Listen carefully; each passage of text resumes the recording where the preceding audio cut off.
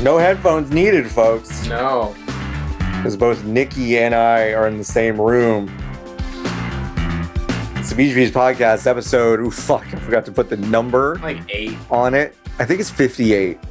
Yeah. I think it's 58. Right. No. No. Okay, Listen. sure. No. All right, Don't all worry. right. I won't, you know what? I won't say a word until you find it. Podcasts.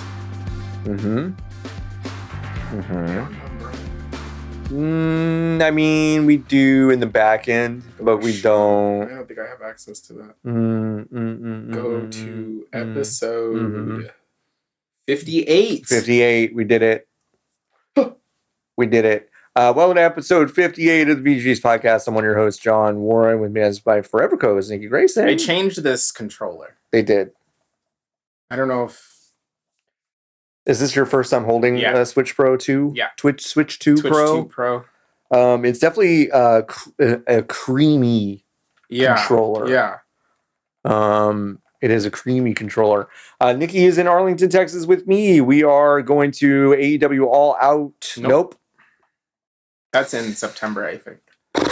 This one's the in. It's the opposite. This one's the in. So this is AEW All In Texas, which is tomorrow as we're recording this. Maybe by the time you listen to it, we're already going to be there sitting for 8 hours of wrestling John, fun. I cannot stress to you enough. We are not going to 0 hour. It's 2 hours long. That's fine. I'm just saying it might be an 8-hour card. That's fine. Okay. We just can't. We cannot. But we'll miss 0 hour. 0 hour is where people go when they realize that they have nothing else to do. Right. And we're better than we're better than 0 hour. But AJ and Big Justice, though. Like I said, we're better than 0 hour. Is the Rizzler gonna fight? I don't think the Rizzler's going to fight. So then what's the point? Although someone did do a good Photoshop swap of the Rizzler's head and Tomohiro Ishii's head. Yeah, it's pretty good. Yeah, it's good. Pretty good. We'll go to 0 hour. No, it's fine. The thing, you can't leave. You can't really leave. That's the thing. When I went to the first AEW show I went to was in Boston. Mm-hmm. Boston. And I didn't realize, because I wasn't really watching the show, that they did Dark and Dynamite and Rampage. That's back to back. That's too much. And like halfway through Dynamite, because we got there when it said to get there, and then we watched Dark. And I was like, well, that's nice. Right. And then Dynamite happened. And I said, well, that's good. Time to leave. And they said, don't go yet. Don't go anywhere. We still have Rampage. And then we left. Yeah. Well, you left at the right time. Rampage was... You think I can find that card? Probably, one of the worst programs, in my opinion. AEW. God, my hair is fucking crazy. Okay. I was gonna say it's not that bad. You did make it worse. I did make it. You made it much worse. I made it so much worse. AEW Boston 2023. Nope, not Blood and Guts. It was at the Agonis Arena, so maybe it was 2022. Yes. Okay, here was the card for Dynamite that day. It was The Acclaimed and FTR. Okay. Versus Swerve in Our Glory and the Guns. Swerve in Our Glory. All right. Tag. Okay. Ethan Page and Stoke defeated Eddie Kingston and Ortiz in a World Championship Eliminator match. Okay. Wardlow, remember him? I do. He defeated Ari Daivari to retain the AEW TNT Championship. That match was 1 minute long. Okay. Jay Lethal with Satnam Singh and Sanjay Dutt defeated Trent Beretta with Danhausen and Chuck Taylor. Jamie Hayter. Jamie Hayter with DMD and Rebel. Who's Rebel? I don't know if she's on the roster anymore, but she used to wrestle. Okay, well, she was there. Defeated Sky Blue and Tony Storm. Okay. And then Bryan Danielson, the main event, was Bryan Danielson and Sammy Guevara in a best 2 out of 3 falls match. That was 20 minutes of my human time. AEW's got a lot better in the past couple of years. I will say that. That's crazy. Yeah. I've been watching a lot of like the timelines videos that they have up on their YouTube channel. And they're really good. I mean, they range from like 2.5 hours to like literally like 11 hours of stuff. And like some of it's great. It's like every Swerve Strickland match, you could basically just see like how the crowd started to respond to him and just like how good he got and how comfortable he got. And now he's just, one of the best wrestlers in the world. And that's really fun. And there are other things that's like, watch 7 hours of Christopher Daniels matches in AEW. The guy who is like literally 15 years past his prime. Yeah. Monsieur Fallen Angel. Like great guy, seems like. I don't know, but it's just, I don't know. This is very funny. William Regal was here. Regal was good. I liked Regal's time in AEW. He was good. I don't remember this, John, at all. Yeah. Like no recollection. I believe of this episode of the program. I completely believe it. Well, I'm happy for Tony. Yeah. I'm happy you're here. I'm happy to be here, John. Yeah. We ate a lot of food. We ate a lot. And then we decided to do a podcast. And John, tired. I'm so tired. I'm so tired. I think I insisted upon myself because I knew we had to get something to Jordo like sooner than later.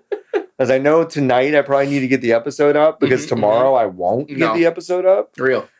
But I could nap. Nah.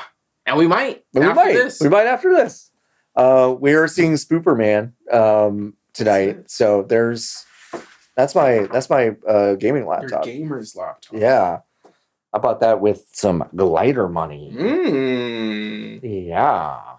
It's nice. It might run games better than my desktop. Yeah, that's tough, ain't it? Mm-hmm. That's tough. Yep. Yeah, we're going to see Spooperman. Spooperman, just a movie full of just hot people. Who's going to win, do you think? I don't know. That's tough to say. In it. It's tough to say. Hard to say. It's kind of wild. I've been watching a lot of the press circuit for this film. And it really is it reminds me a lot of John Cena in a way. When WWE would have him basically just go around and like have like kissing babies interviews. Yeah. Because David Corn Sweat is like, he seems like a lovely man. Yeah. Who also happens to be like one of the hottest people I've ever seen in my life. Yeah. Unfair. It's just not really. No. I just don't think that's fair. I don't think it should be allowed, actually. No, you can't have more than 2 talents. Yeah, I think that's it. But we're going to see Spooperman. We're going to see All In. Have a really busy weekend. It'll be fun. Maybe you'll see check-ins from us. Maybe you won't. Who gives a shit? But we want to have an episode of the podcast. Anyway, I don't know if you missed it, but there is another episode live on the feed this week. I did with Grant Stoner. Cool interview with him. Thank you. It was fun to have another a fellow disabled on the show. And yeah, he's just a cool dude. So I'm glad he came by.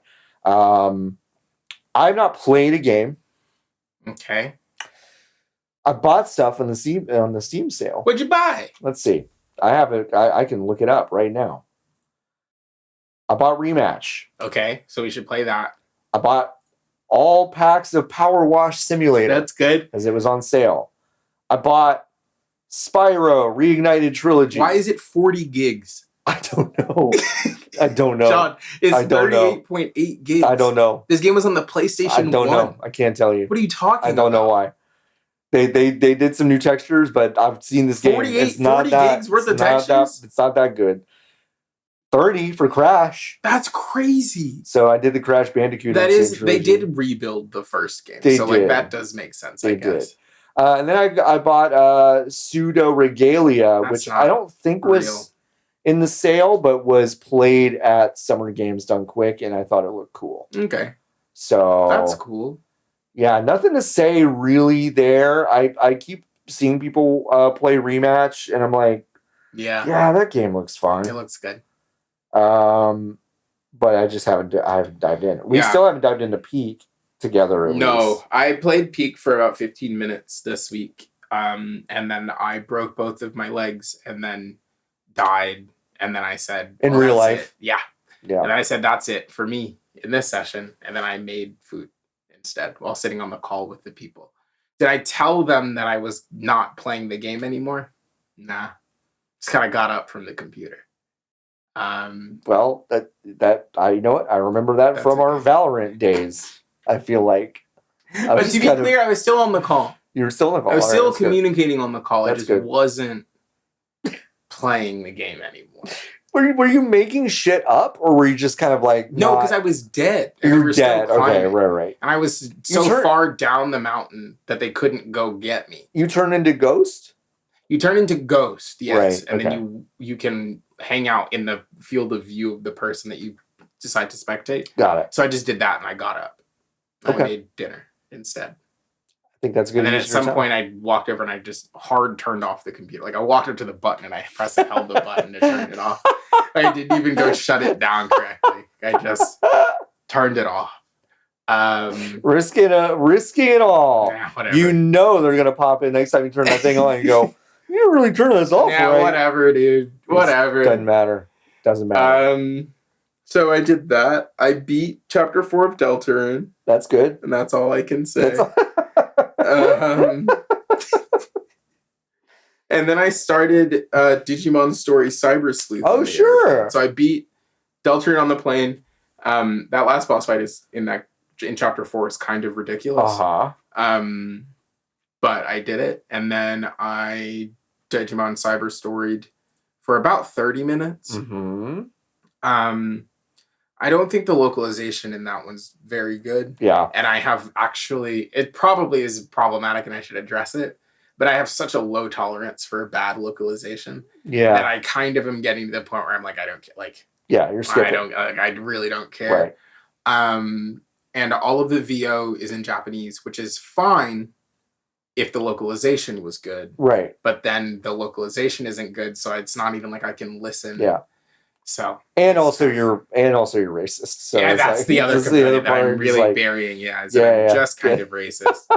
No, but I agree with you. I mean, look, like bad localization can take me out, whether it's spoken or written dialogue. So for sure. I'm trying to figure out if it gets better. I should ask somebody. Yeah.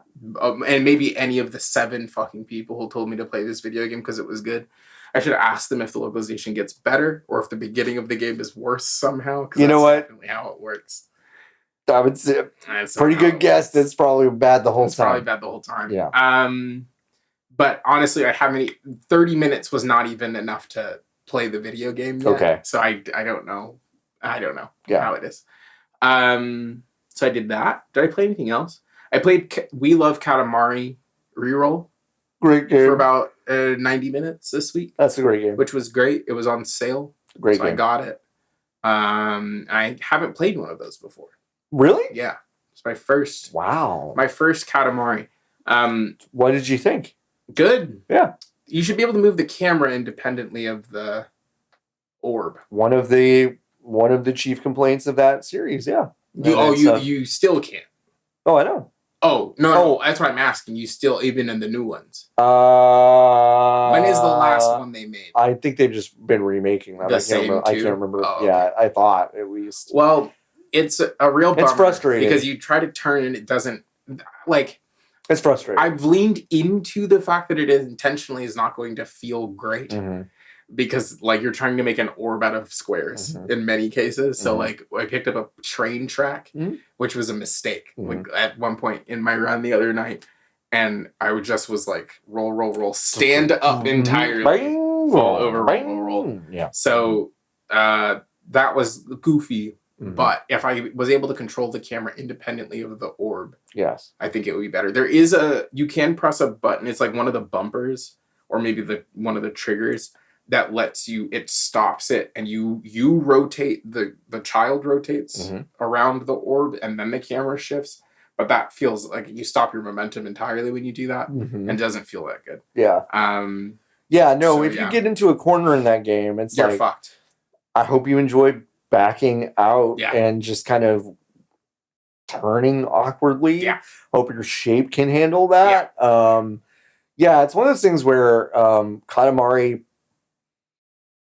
Katamari prepared me somewhat ironically for liking speedruns later in my life because like I'm not someone that would necessarily start something over just because it starts to go sideways. Right. Katamari, I do. Yeah. I will just be like, no, my run is going to start again because I foolishly backed into a corner and I'm shaped like a fucking idiot. Yeah. I'm shaped like a Nintendo Switch case. And you can't roll that. You can't roll that. And now I just have to start it over. Yeah. What do you think about the King of Outer Space? I love that guy. Yeah. He's great. Great character. Great character. Yeah. Hates his kid. Hates his kid. Hates his kid. Yeah. It's awesome. Quick story about those games is that me and my friend Patience and my friend Pablo and my friend Aria, we all lived together in college. And like Patience and I would play a lot of, JRPGs and, Japanese games and whatever. Aria just played Age of Empires at his desk like a fucking loser. And then Pablo would play like Resident Evil shooters, Oblivion. Got really excited about Oblivion. Unfolded the map, tacked it to the wall. Hell yeah. And our duplex, That's all that the stuff. dream. But walked in on Patience and I playing Katamari and just like started roasting us for like just such a fucking baby game. Like I gotta go to my lacrosse practice. Like it's such a fucking baby game. You were such fucking babies. We were like, yeah, whatever, Pablo, get out of here. We like both came, Patience and I were both gone, and we came home from something. Yeah. And Pablo was there, wrapped in a blanket, playing Katamari, and apparently had been doing it for about 10 hours. That's crazy. Good for Pablo. And Pablo was like, that's gross. He was like, this shit's great. And I was like, we know, like, we understand. And it was just so good. And it's like that. It is one of those games that I do like to show to people. This kind of question has come up a few times of just like, what are games that are like kind of these time capsule moments of same dude. These time capsule moments that you would actually like show to someone. Like Katamari, I think is one of them. Yeah. Like it's a very funny game. It is mechanically so simple to understand. Yes. Not that there's not some density there of how do you like optimize things, but it's like it's very simple. Yeah, roll orb. That's it. Stuff stick to orb. Yep. You gotta smaller stuff stick, make bigger. Every level has like some sort of sense of humor to it. It's really good. I did the that's like the third level where you are in the ocean. Yes. And the whole conceit is great because they were like in Katamari Damacy, you couldn't get in the water. So in this one, get in the water. All water, baby. Yeah. So then you just get a bunch of fish, and then eventually you get so big that you like you walk your way out of the primordial soup. It's really good. It's just really funny. It's good. It's a good bit. Really So yeah, good game. Good game. I'm excited to play more. You should. Yeah, I think I'm just ready for Bonanza. Is that next week? Yeah, Nintendo sent me an email. I thought I like mixed up the dates for a second. They're like, "Hey, your game's coming," and I was like, "What?" It's like, no, it's that. I think it's the 18th or 17th or 18th. Am I here for that? Or do I have to download it in Canada? I think you leave on the 14th, right? Fuck! Yeah. They don't have internet up there. They don't have internet up there. Oh, yeah, it's next Friday. Yeah, next Friday. So that's Funke's birthday. Really? Mm-hmm. Happy birthday, Funke. You're the best. Well, not today. Next week. Well, I know, but who knows? Who knows? We'll have to tell them again. We'll have to tell them again. That's true. Yeah. We could talk about a couple things. Lords of the Fallen apparently has what is that? Surpassed 5.5 million players. What is that? Lords of the Fallen, don't you know? Aren't you part of the 5.5? John, the 5.5 strong? Sincerely have no idea what that is. Aren't you excited about the fucking biggest game on the planet, Lords of the Fallen? Aren't you a lamp bearer? I'm not a lamp bearer. Thank you for 5.5 million lamp bearers worldwide. What is it? Mornstead burns brighter than ever with over 5.5 million lamp bearers. Your fierce loyalty, feedback, and passion have helped shape Lords of the Fallen into what it is today. And we all know what it is. In the exciting chapter that comes next. In Light, We Walk. What is the first one? What a shitty game. A vast world awaits in the all-new dark fantasy action RPG. So it's a Dark Souls? It's a Dark Souls, but it's made by some 4chan people, basically. So I'm going to go back to not knowing. Yeah, no, I think it's great. I think that's really good. I think you should go back to not knowing. Honestly, not a lot has happened. I think quietly. Hold on. What is Bricadia? Early access trailer. This looks like a Lego knockoff. I'm surprised they haven't been. No. Well, they're legally distinct. John. Legally distinct. The hands are square, not circular. Yeah. Oh, there was that Ghost of Yote State of Play. I didn't watch it. There was a Ghost of Yote Play. I had an excuse. I was getting on an airplane. Yeah, I also have not watched it. I've been working. The only thing I'll say is that there is a mode in it now that the composer of Samurai Champloo, you can tick a mode where lo-fi beats by him just play in the background. Oh, that's pretty good. Which I think is pretty cool. That's great. That's their Kurosawa mode? I think they're kind of their Kurosawa mode. That game looks good. You're supposed to avenge the death of your parents, blah, blah, blah. Whatever. I got halfway through the first one, and I was like, I think I get it. Yeah. I'll be definitely interested. I mean, like, I think Assassin's Creed Shadows made, like, a decent splash. Not as big as Ghost of Tsushima did, but, like, I wonder if we're already maybe at a saturation point for big open world samurai stuff. Yeah, I think people are gonna get this one because it will be the third game on the PlayStation 5. It'll be the third, and like Tsushima has had a crazy long tail. Yeah, like they put that 4-player multiplayer mode in. They kept adding stuff, and it just seems like some influencer or like TikTok person finds that game every like 3 months and just loves making clips on it. So it's just had like a really long life. Like I like that game too, but it's like I just didn't sing to me the way that it has for a lot of other people. Yeah, Ghost of Yote had a 20-minute state of play. You can go check that out. I'd love to talk about it more in depth, but we didn't watch it. There are the other thing I gleaned from it is that I think there are fewer like stances and like techniques, but like more weapon types. I see. So your techniques are kind of split up that way, if I understand correctly. So that's kind of interesting. Yeah, that's one of those things where I'm sure they got the data back and they were like, how many people are doing any of the shit that we put in the game? Yeah. And then the answer was not a lot. Yeah. I will ask, I mean, one thing that also happened this week, Tony Hawk Pro Skater 3 and 4 dropped, and only like 10 of the original 54 tracks of that game are in it. Music-wise, and there are a lot of newer tracks. And that has been a very divisive choice. And it was a choice. It wasn't like, we can't track down the licensing for most of these. It's like, if anything, it would be cheaper now. Yes. And so Tony Hawk essentially said like, I just wanted like some new stuff on there. And divisive. Like, I think it's the right move, honestly. Yeah. Mostly because like the people for whom they are going to come to this game, you have to assume that it is going to be someone's first time playing it. Yeah. So you do want them to have artists. Part of the appeal of it at the time was that music discovery shit. And wow, yeah, like there are artists that I knew, or there are artists that I don't know. But it sounds like this scene, right? So its music didn't stop in 2004 or whenever these games came out. So I think that's fine. Yeah. I don't think the games are good, but I don't either. I think they feel very bad. I'm a skate person. I know. I like 1 and 2 all right, especially I played a lot of 2 on the Sega Dreamcast.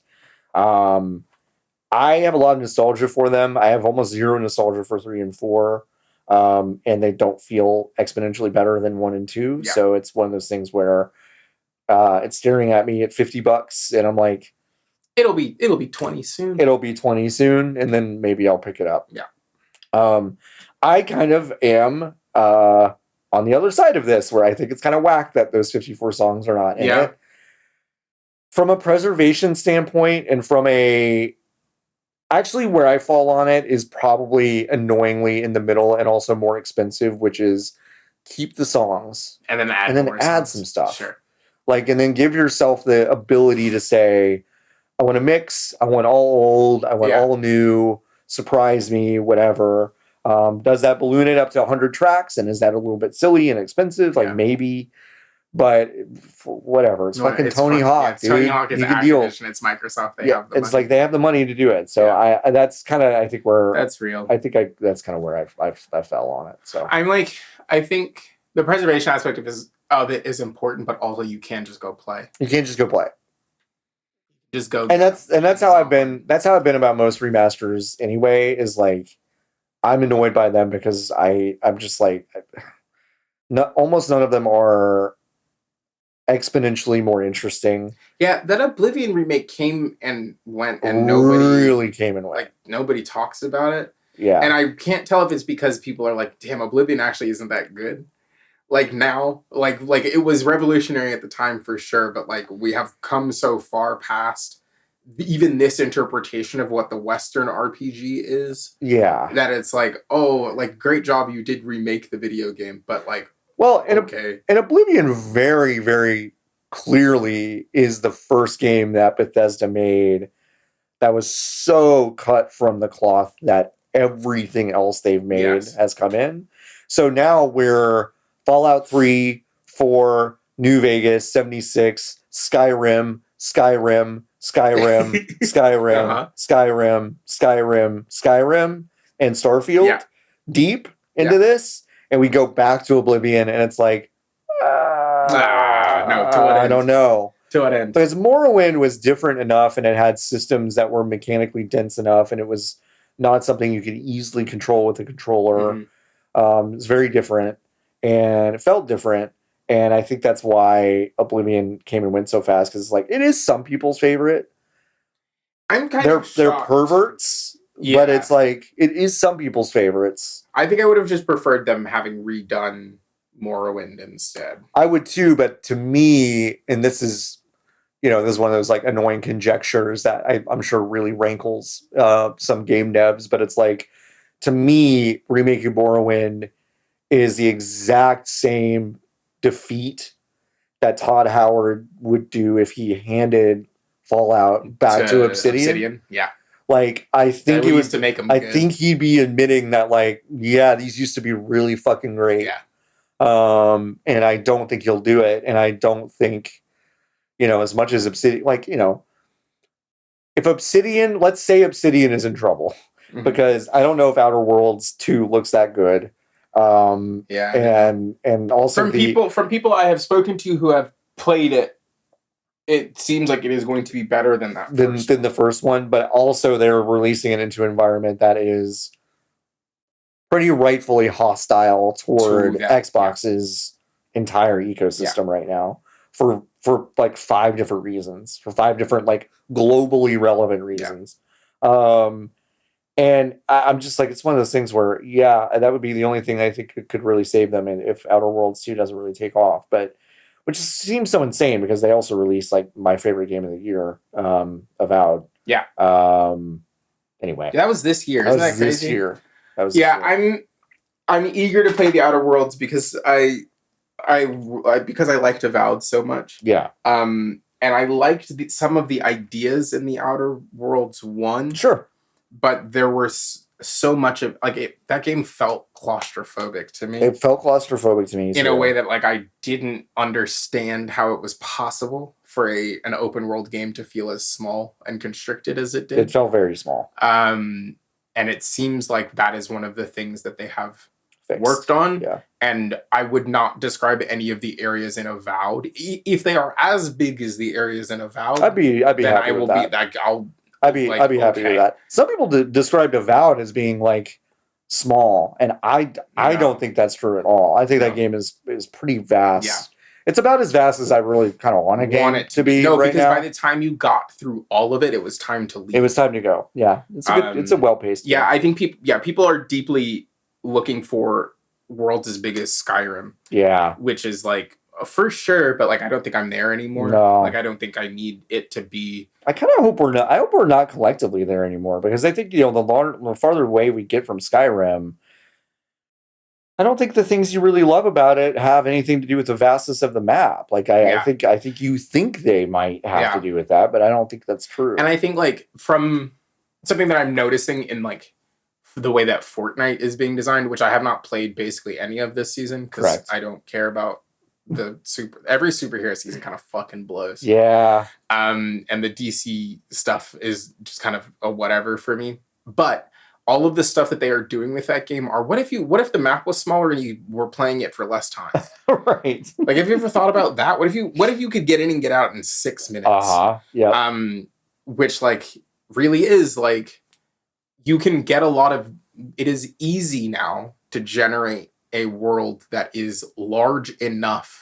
Yes. That you then fill in with density. Right. As opposed to a world that is the novelty of it is the fact that it is so big, which is like what Oblivion feels like to me. Like Oblivion has like a lot of stuff in it. It's really big, but the thing that's cool about it is that it is big, not that there are 1,000,001 things. And Skyrim has more density, but still a lot of it is like, that sure is a mountain, and that's sure is a river. That's a cave. Sure I'm crossing that. Yeah, that's a cave with a sword in it. Yep, and I'm going in there, and I'm fighting some skeletons. Oh shit, some of these skeletons are zombies. That's crazy. I think we have graduated past that, which is why Fallout 4 feels so whack. In addition to the story, like Fallout 4 feels especially like monotonous, right? Because you are moving through this world that is not particularly interesting. So to see Fortnite move into and I'm sure a lot of studios are going to go to the other side of the coin, to your point. Yes. Which is like, what if we make these spaces smaller but more stuff in them, and then move the player onto a different one, like in Avowed. So we'll see. We will see. That game comes out pretty soon. Tomorrow, everyone, we're playing it at AEW All In Texas. When is it? When do you think with the Rizzler? When do you think it comes out? October 25th. I'm gonna say September 11th, 15th. Outer Worlds 2 is October 24th. I was really close. Really close, John. Really close. Wow. Wow. Good for me. Yeah, I'll be interested. I mean, played the first one. I wanted to love it. I didn't love the tone of it. Yeah, I think the tone's gonna be the same. If I had to take a guess. I just really it is very, very close to GTA's tone to me in terms of like capitalism. Yeah. Like we know deeply. For sure. Like we know so much that this is not the way to go about it anymore. No. I think. Yeah. Like we're very aware. Yeah. In fact, like can they help themselves by making some sort of big mass layoff joke? No. Even if they're like in the thick of it, you know? Exactly. It's that kind of thing where it's like, I don't know. Even if they are the ones literally being affected by it. Yeah. Like, are you able to thread that needle? I don't know. It's just one of those things that bugs me about that series is the tone. So we'll see. All right, we've established what we're playing. We talked about a couple news things. We have Hive questions. I did ask for Hive questions. If you want to go to VGBs.com/join, you can join the Hive and ask us questions. We will answer them every single week. I've got one. Yeah, what's your question? Can I go get water? Yeah. That's a great question. And Nikki's going to answer it right now. If you just saw the way Nikki got out of here, it's because there is a dog obstacle course kind of in the middle of the room. It's difficult to navigate. You hit your head on the door frame? Yeah. Oh, on the side? Yeah. Okay, I was about to say, you're not that tall. No. Dude, can you imagine if I grew that much? In the span Yeah. Right. Whoa, what happened? We have... All right, we'll start with Jason. Who is your favorite wrestler to watch in the ring these days? I will answer because Nikki's drinking water. Yeah. I do think my answer overall is probably Swerve Strickland. I think just kind of meshing with the crowd, a mix of athleticism.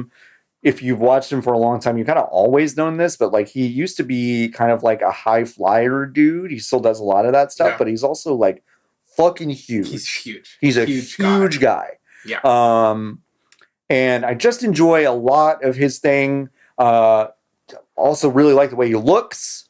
Like it's just like there's a lot there, kind of the total package kind of deal with me for Swerve Strickland. What's up? I was seeking child. Oh, hello, little baby. He's under chair now. Hello, baby. I went from being like, fuck Will Ospreay. Dude, to like I love this guy. I fucking hate it. But like they're calling it in. The sniper's got the dot on my head. Like I said it on Blue Sky like a week and a half ago. I was like, I fucking hate to admit it, but they fucking got me. And I swear to God, it's not that he's grown on me. I swear to God, he's gotten better. Yeah, no, which is like crazy. He's gotten crazy better. Yeah. I like him. I don't want to listen to him talk. I hate listening to him talk, but I also think I think they all kind of know it now, which is great. But he's like, boy, yeah, I like him now. Good shit.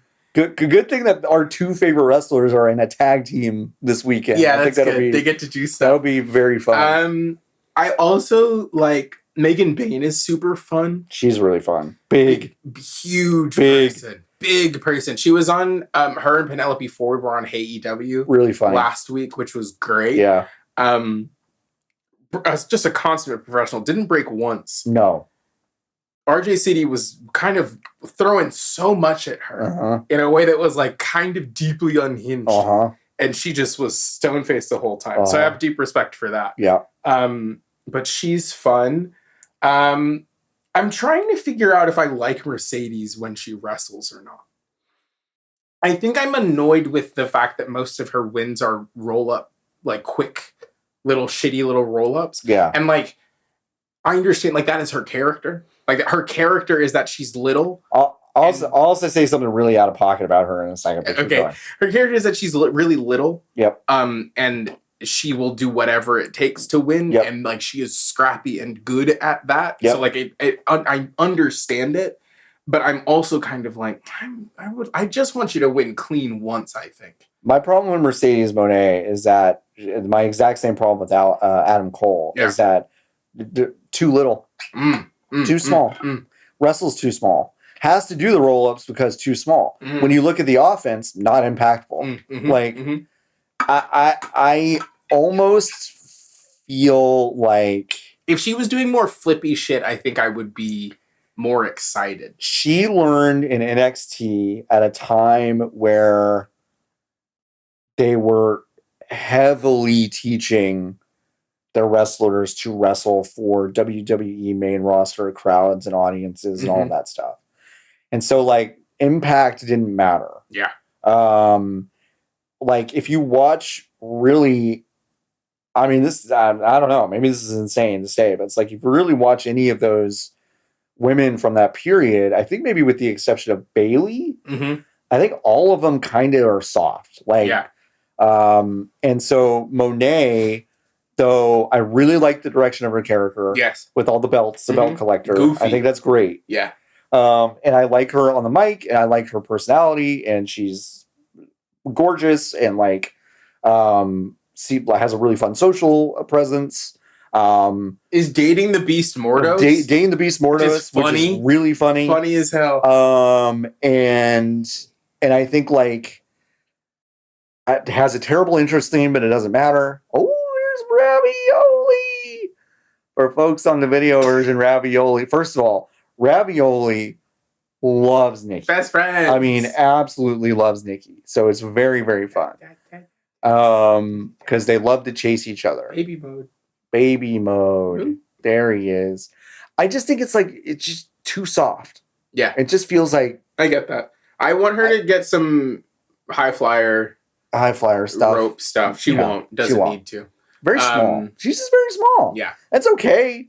But I think that's why the roll-up stuff happens. Because it's like a lot of the impact stuff like doesn't look very believable to me. It's crossing over. Oh, crossing over. Hello. Who else do I like? Remember Danhausen? I do. What's he up to? Hurt and then Baby, right? Hurt and the Baby, I think so. So that's good. Good for him. Do we see Darby tomorrow? Ooh, in the casino? Yeah, should we... Hold on, John. Yeah. No, we'll do a video about it later. A prop bets? We'll do a prop bets video. Okay. Yeah, and everyone else I think sucks. I think it's a company filled with jobbers and no one's good. Total just nobody's total good. jabronis. I have no eagerness or excitement for anybody at the company. And honestly, I don't even know why I'm going tomorrow. Yeah, same. I think the product sucks. Yep, product's bad. I always have loved TNA. I love Nick Nemeth and TNA wrestling. I just love it. Good question though, Jason. Thanks for asking. Don't Focus asks, Nikki, can you rate John's house on the IGN scale? Sure. I was gonna say too much water because I did go to a sink to wash my hands and it wasn't for that. Like that's not what the intention of the sink is. We are completely sick with sinks in this house. I don't know why. Yeah, the sink, John, the guest room that I'm in, lovely. But the bathroom, double sink, which is great. But then in the kitchen, there's two sinks. And I went up to one sink thinking that it was the sink for hand washing, and I think it's the beverage. It's the beverage sink. So the too much water complaint applies. I'm gonna say like an 8 or 9 out of 10. Oh wow, I think there's more carpet in this house than I would like. Yeah, well, you know what? Same. Okay. Because once we did it, yeah, we lived here long enough, we were like, oh, there was no carpet before you. There was carpet. There was bright pink carpet. Did it match the kitchen? Yes. I see. The kitchen's great. The kitchen is green, question mark in pink, which is great. It's just a delightful combo in there. Yeah. But I'm anti-carpet because my little tiny duplex where I grew up had the worst carpet in it, and I knew there was beautiful hardwood underneath it. Yeah. Because in the closets you could see the hardwood, and then every time I would be like, "Can we ask them to take the carpet out?" They said no. So I have like a natural. I get it. Hatred of carpet. I get it. I totally get that. But your house would be crazy loud if it was all hardwood. That's true. It would. So I don't shoots and ladders and compromises and that stuff. Your outdoor space is phenomenal. Yeah, we have a cool backyard and spend a lot of time on it. Really nice, great. Oh, I just bit the back of my tongue somehow. That's crazy. Like back here, you know where your molars are? Yeah. That's where I bit my tongue. That's not good. That's crazy. That sucks. Great shape on the backyard. Yeah. The light comes in from the backyard into the living room. Great. The fans are goofy. The fans are really goofy. John told me a great story about the fans last night. The fans have Bluetooth in them. So I'll do some of that later. Yep. Oh, and also yours specifically can be made to be any LED color you want. Wow. So if you cycle through them, you can go like green, red. It's fucking crazy. It's really That's great. I'm gonna have a freaking rave in there. It's pretty wild. So yeah, 8.5 or 9 out of 10. All right, staying on theme, Taylor asks, what's the whitest thing in John's house? Also, first of all, Taylor, you're white. Let's cool it with that attitude. Let me do a quick scan. The thing that I said, I didn't say it, but I said I know what it is, but I wonder if Nikki agrees. Let me look. Okay. Nikki is taking another look. I have a feeling Nikki's going to come back with like a tchotchke or like a... actually, I know exactly... I know what is the whitest thing. It wasn't my answer. I do know what the whitest thing in my house is. I wonder if it'll... I'm hearing some things. What's this? I wonder if you're bringing this back. What's this? Oh, that's I got that from Crystal Bridges. It's a 1-string instrument that he got in a museum gift shop. It's pretty white. I love Hades. we get right up on it. It's pretty good.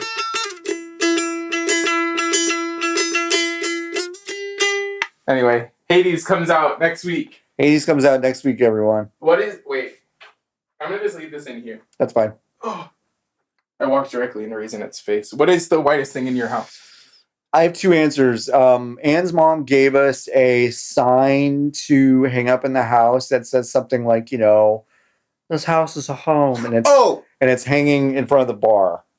No, but then there's this. Like, that's pretty white. And then I've got my original answer I haven't even said yet.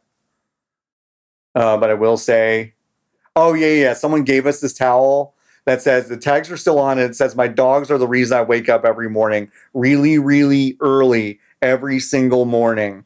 Tag's still on it. Okay. That's good. I do want to emphasize, tags still on it. Not used. Not used, not in circulation, was gifted. I don't remember who gave that to us, but it's definitely white. My original answer was that there are 2 TVs in this house that are hung up too high. Yeah, the one in the big one in here is up too high. Is this one too high? The one in the kitchen is up too high. The kitchen? I didn't even see the kitchen. Yeah. One. I'll look at the kitchen. Yeah. One. Hey, John, this box says that this product can expose you to chemicals, including tobacco smoke, which is known to the state of California to cause cancer. Oh, yeah. It's a cigar box. It's a cigar box. That's why. It's a once held cigars. So California makes you... you know about that. Yeah, the Prop 65 thing. Yeah, it was like basically anything that's ever been in any sort of contact with anything is as a cancer Cars risk. Come with Prop 65. I know. I mean, the Prop 65 thing, well, I'll just say, just to talk shit about California for 1 second, one of the dumbest things. No, for real. I mean... Well-intentioned. Well-intentioned, but like the implementation is very bad. Cancer is great. Sure. Except everything can give you cancer if you're around it for long enough, and that's how you get cancer. Yep. Oh, let's see here. Liv asks, has AEW fumbled by not strapping up the Rizzler? Yeah, so I hope tomorrow Trent Beretta just fucking clocks this kid. Just knocks his block clean off.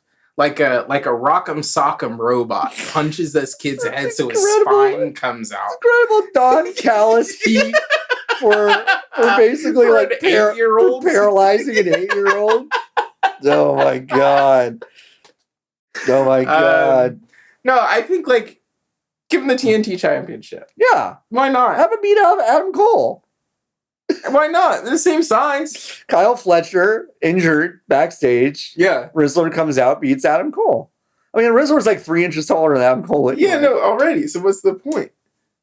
I like you, Adam Cole. You seem like a good guy. He's a great guy. I don't think you've now we're just being mean. You've not been booked. You've not been booked well, my friend. I think he knows. He knows. I'm sure. I think he knows.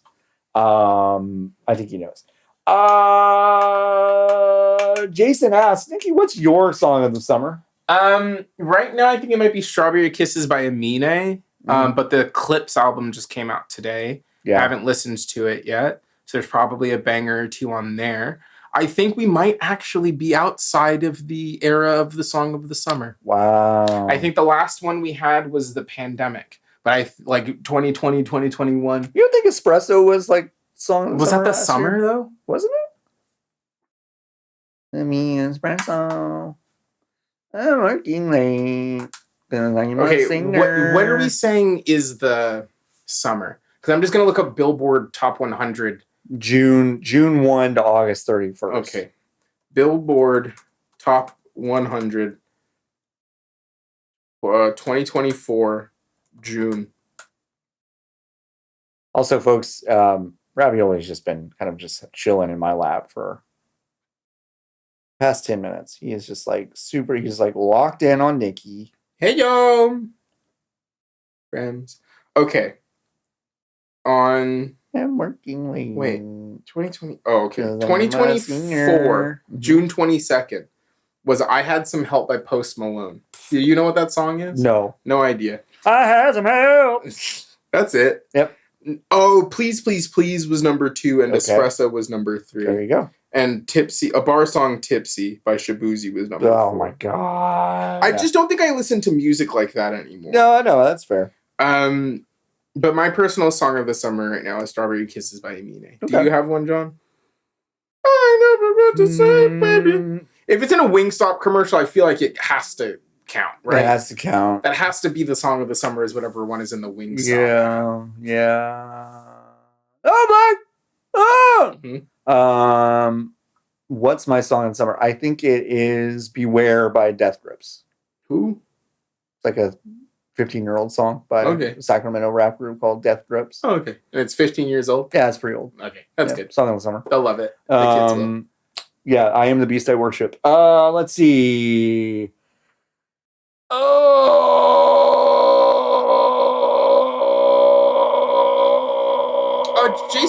Jason's other question in their trio of questions. It's good. Is this might be a better question than the last. Are there games that you think of being as belonging in certain times of year or are weather dependent? Call of Duty you cannot play outside of the release window. So like I think Call of Duty only hits Thanksgiving to New Year's. The holiday kind of. If you're playing Call of Duty and it's June, you're emotionally bereft. Yeah. Animal Crossing hits hardest in the fall. I think I agree with you. I agree with you completely. I'm gonna say this with a straight face, even though I know, like, I don't know. I think he's about to wish I would just perish. I think Shenmue should be played in the winter. No, that tracks. Isn't that game set in the winter? Oh, I guess it's set all year. I think the latest it can go is sometime in March or something like that. That's winter. It's winter. Okay. I think I have a lot of games that like I associate with the winter, but I don't think necessarily have to fall in that. I think Majora's Mask is a holiday winter game. Time Splitters 2 for me for some reason is a holiday game. Yeah. A lot of Sega games like Skies of Arcadia, those are like wintertime games. I'm trying to think. And I think Pokemon games always feel like school time to me because that's when they would come out. Right. So I feel like they don't hit over the summer in the way that, which doesn't make any sense. They should start releasing those games when the kids have free time, as opposed to when they have free time. Yeah, it's interesting. I mean, like Zelda has been this interesting thing of like they've released their last 2 big games in like the spring, basically, which is very weird for a big Nintendo release, I feel like. And so I'm kind of associating those games with like the spring and summer, but I also have a lot of fun playing those games when it's kind of rainy and gloomy outside. So I think about the weather and how it affects how I like to play games a lot. But there are only a handful of games I would say I really like belong to that space. Are you trying to get up, Oli? What are you doing? Just spinning, Are you just rapping? What is happening? You are odd, my son. Weird dog. That's good though. Weird kid. A regular dog sucks. Yeah, I know. If the dog doesn't have oddities, what's the point? What's the freaking point? Hi, buddy. Jason also asks, what's the game of the summer? This summer, it feels like it might be peak. I think, it's peak. Because it feels like summer campy. It feels a little like rock climbing. Everybody's playing. Everyone's playing it. That feels very. It's low lift. It's low lift. I think like for a game of the summer or like a seasonal game, a game of the summer specifically, I think has to be particularly low lift. Yeah. And Jason says in this message, Fortnite, which like is real. Yeah. But we just talked about. Yeah. Bummer. You're not psyched about the new season. No. Which is fair. Which is totally fair. That's about it, I think, in terms of questions. I don't think we got anything else. Oh, we got one more. Let's do one more. Blackjack says, if you had to make a wrestling event out of content watched on WooHit, okay, who's on your match card? What's the big gimmick? What's the headliner? Okay, the gimmick is that there is one match where it is like they're wrestling in the chocolate bath. Okay. Yeah. That's good. That's great. Is it good? I mean, I don't think I can. I'm thinking about it and getting sick. Right. So that's rough. Yeah. For me. That's good. Do you think that? Who do you think Joe's gonna fight? To me, I feel like there is a light versus dark Joe versus Inazio Mazer match of just kind of like good. Of kind of like the everyman that eats fast food every day versus this dude that's like, hello everyone, welcome to this $250 million mansion, and it's like I think that's like that's fucking box office, baby. Think they could talk to each other? I'd probably pay $100 to find out. Yeah. Like, I probably would. You should set up an interview where you don't tell the other one that the other one's gonna be on. That's a good way to burn both of the bridges. Totally. But it would be funny. It would be really funny. So. I think it's Joe and Inazio Mazer. That's the headliner for me. I like the idea that the chocolate bath is kind of like the overall theme gimmick. I mean, like maybe every match is like different Love Hotel themed. Yeah, just the cheapest Party City ass. Decor you could possibly get. Mm-hmm. That's good. Yeah, I think that's good. Good question, Blackjack. Thanks so much. If you want to ask us questions, once again, you can go to bgbs.com/join the hive, and you can ask us any question you like, and we will answer it on the show. I'm going to check real quick to see if we have new reviews. New views. I don't know if we do. No. We haven't we've gotten new reviews, but not a written review in a while. So we do keep getting little reviews, which is nice, but is 7-9 hour 7-9? That one said 7-9, John. Go back. What? Was that last year? 7-9? It was last year. This review is from 2024. Yeah. Which is the past. Yes, that's true. And then, nope, that's from May. So leave a review. It's free. And it does help us find more of an audience. Don't we love that? We love audiences. I don't know what I'm doing. Every day I love audiences. Thank you so much to Jordo for doing production of this program. We really appreciate it.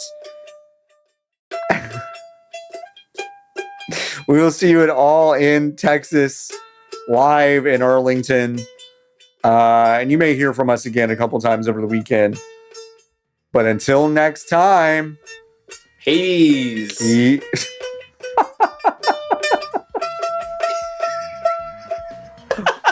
Oh, fuck. You know what? What? I had this song going quiet the whole time. That's going to be fun. No, I think it's only in the video, though, huh? It's only in the video. Yeah, that's true. That's fine. Anyway, bye, everyone.